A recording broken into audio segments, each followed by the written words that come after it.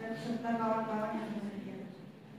Perkenalkan, saya Dwi Istiqomah yang akan bertugas sebagai moderator dalam diskusi kita hari ini. Diskusi yang akan dipaparkan atau yang dibahas adalah materi 3 dengan judul Kelola Pelaksanaan dan Reform di Indonesia, analisis terhadap kondisi dan perkembangan berbagai faktor prasyarat pelaksanaan reforma agraria, yang akan dipaparkan oleh penyaji yaitu Mas Satrio Pandi.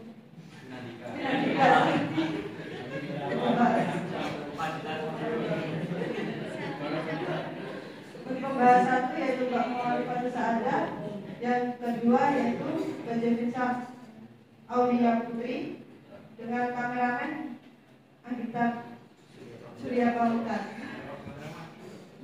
Tanpa lama-lama, mari kita mulai ke sesi ketiga dengan mendengarkan pemaparan materi dari Mas Satrio. Kepada Mas Satrio,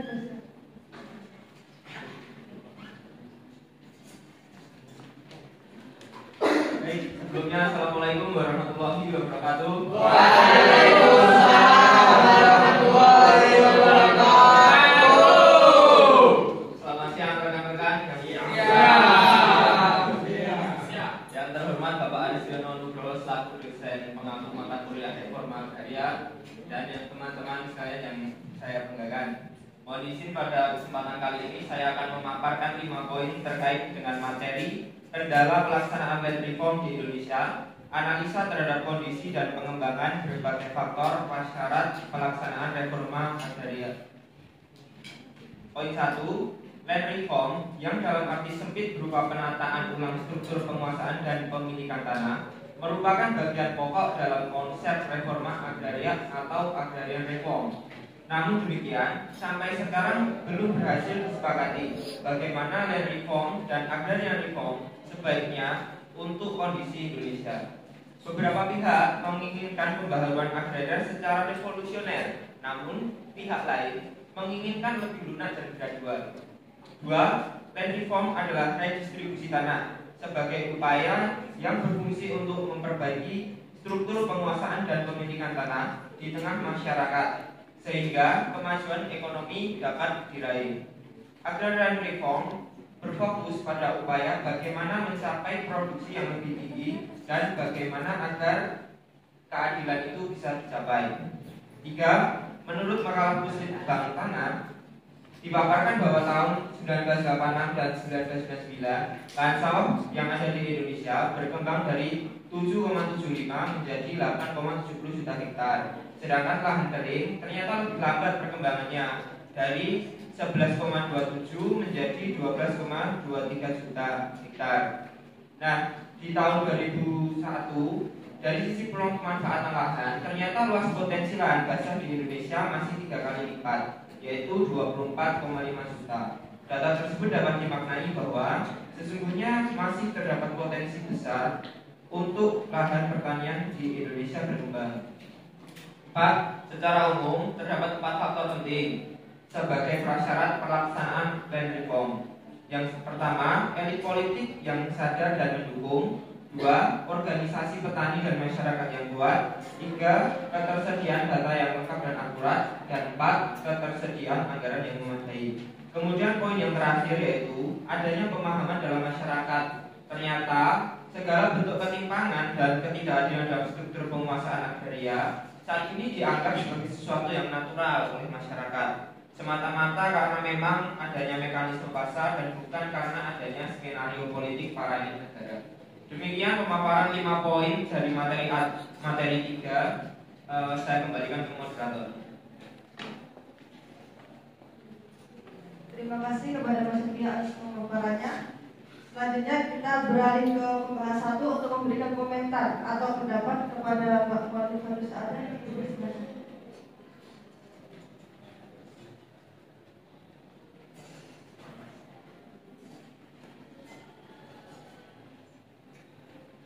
Assalamualaikum warahmatullahi wabarakatuh.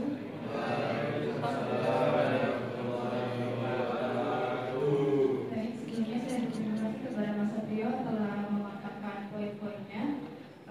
Di sini saya izin mengomentari salah satu poin yang sudah dibacakan oleh Mas Satrio. land reform adalah redistribusi tanah sebagai upaya berfungsi untuk memperbaiki struktur penguasaan dan pemilikan tanah di tengah masyarakat sehingga kemajuan ekonomi dapat diraih. Agraria reform berfokus pada upaya bagaimana mencapai produksi yang lebih tinggi dan bagaimana agar lebih dicapai keadilan. Nah, di sini saya mengomentari terkait pernyataan tersebut bahwa agraria reform tidak bisa hanya berfokus pada peningkatan produksi dan pencapaian keadilan semata. Karena reform agraria yang efektif harus mencakup aspek yang lebih luas, yaitu keberlanjutan akses terhadap sumber daya, dukungan ekonomi serta perlindungan hak masyarakat agraris.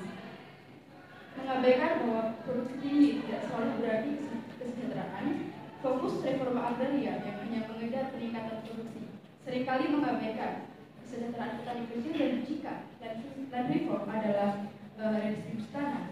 Dalam praktiknya saja tanah tidak cukup, bahwa harus dilakukan adanya keberlanjutan ekonomi dan sarana produksi. Terima kasih. Sekian waktu saya kembalikan kepada. Baik, terima kasih kepada Bapak Menteri Saada. Kemudian materi selanjutnya kita beralih ke pembahas dua, yaitu budget besar.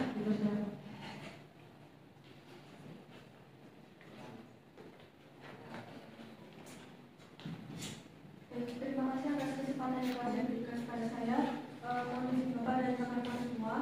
Jadi di sini berdasarkan dari beberapa poin yang telah disampaikan oleh Mas Satrio di situ, saya sedikit ingin mengkritik kepada poin yang pertama. Di situ kan menyebutkan bahwa terdapat beberapa pihak itu menginginkan pembaharuan agraria itu secara revolusioner, namun beberapa pihak lain itu juga menginginkan lebih lunak dan gradual.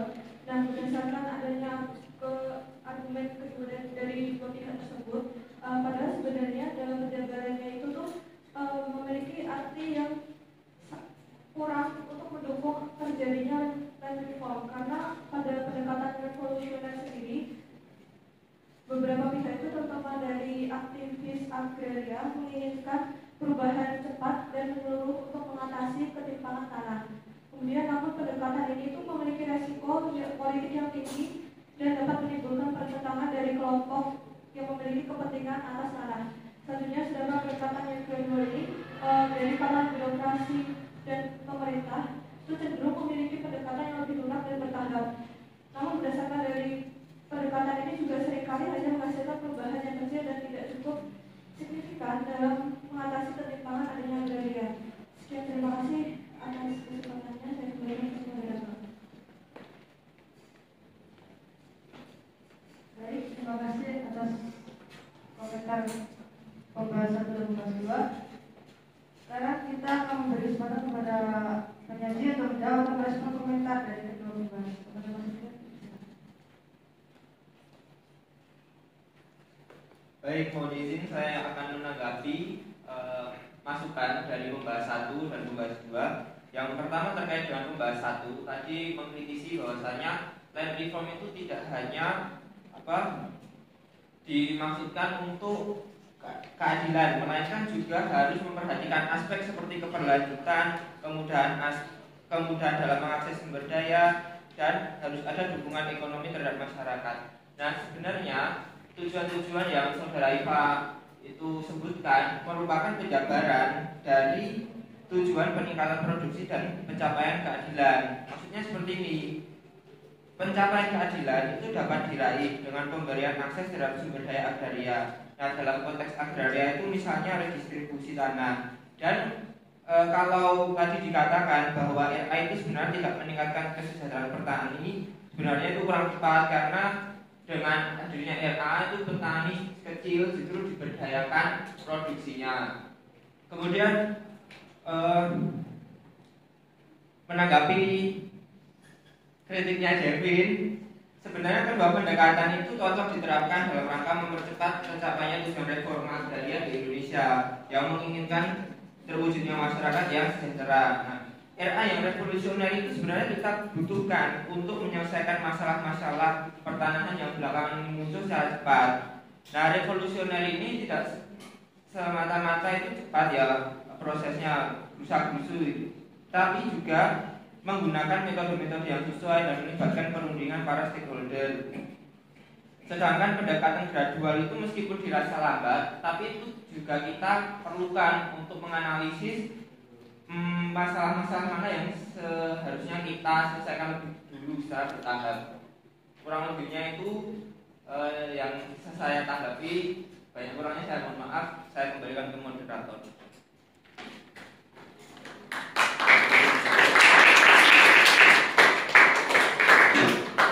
Baik, kita telah sampai di penghujung diskusi. Terima kasih kepada Mas Satrio selaku penyaji serta Mbak Iva dan Mbak Jelisa selaku pembahas. Juga terima kasih kepada teman-teman yang telah menyimak dengan baik, serta kepada Bapak Aris Nugroho yang telah hadir dalam diskusi ini.